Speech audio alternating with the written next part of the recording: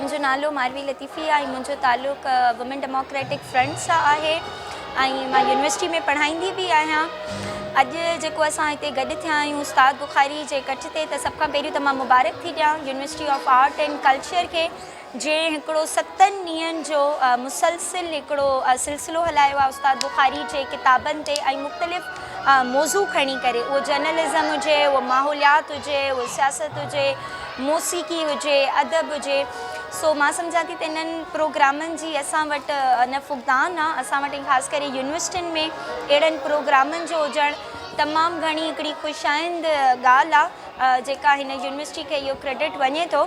अॼु जे असां मौज़ू ते गॾु थियासीं उहो हुयो उमिरि न ॿोलियूं ॿी का ॿोली। उन में असां जेके औरतुनि सां जेके सिंध में जेके मसइला अचनि था, जेके उमूमी तौर ते जेके औरतुनि ॾांहुं रवैया आहिनि, ऐं पोइ जेके औरतूं वरी सूरमियूं थी करे उहो किरदार थियूं अदा कनि, असांखे जीअं लतीफ़ जूं सूरमियूं उन प्रोसेस मां उहे सूरमियूं थींदे करे नज़र अचनि थियूं। सो अॼु असां बि उन्हनि घणनि ई अन सूरमियुनि ते ॻाल्हायोसीं, कॉमरेड लैला खां वेंदे करे आसमा जहांगीर, सबीन महमूद, परवीन रहमान ऐं अहिड़ा अनेक मिसाल जिन ते हिननि ते ॻाल्हायो वियो। न सिर्फ़ु इहो, पर असां इहा बि ॻाल्हि ॿोल रखीसीं त जेको माना जेके औरतूं नंढी खां नंढी बि आज़ादी वठनि थियूं, का सब्जेक्ट चॉइस जी हुजे या इवन को घर खां ॿाहिरि निकिरण जो मामिलो हुजे, को इवन आला तालीम जे लाइ ॿाहिरि वञिणो हुजे, त उन्हनि औरतुनि खे बि उन्हनि ई उणाइनि खे उन्हनि ॾुखियनि रस्तनि तां गुज़रणो थो पवे, ऐं उहे बि पंहिंजे उन किरदार में उहे सूरमियूं ई आहिनि।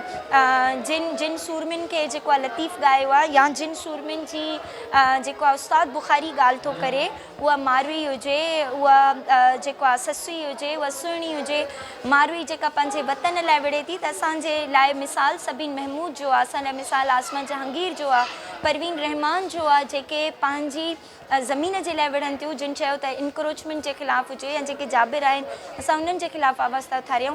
सो इन्हनि शागिर्दनि सां इहे ॻाल्हियूं रखणियूं हुयूं त पढ़ण सां गॾु असां न समाज में असांखे कहिड़ो किरदार थी करे अॻियां अचिणो आहे, ऐं न सिर्फ़ु किरदार थी करे अॻियां अचिणो आहे, ॿियनि जी कीअं अकासी करणी आहे। छो जो 50% जेका आबादी आहे पाकिस्तान जी औरतुनि जी, उन्हनि खे इहा अपॉर्चुनिटी कोन्हे त उहे यूनिवर्सिटी में अची करे दाख़िला ॾेई करे पढ़ंदियूं। सो इहो यूनिवर्सिटी जे शागिर्दयाणियुनि जो इहो मामिलो आहे त उहे न सिर्फ़ु पंहिंजी आज़ादी पंहिंजे हक़ लाइ विढ़णु, पंहिंजे क़ौम जे हक़ लाइ विढ़णु, गॾोगॾु उन्हनि ॿियनि हज़ारे लखे औरतुनि जे लाइ बि विढ़णु जेके ज़ुल्म, जबर ऐं इस्तेसाल जो शिकार थियनि थियूं।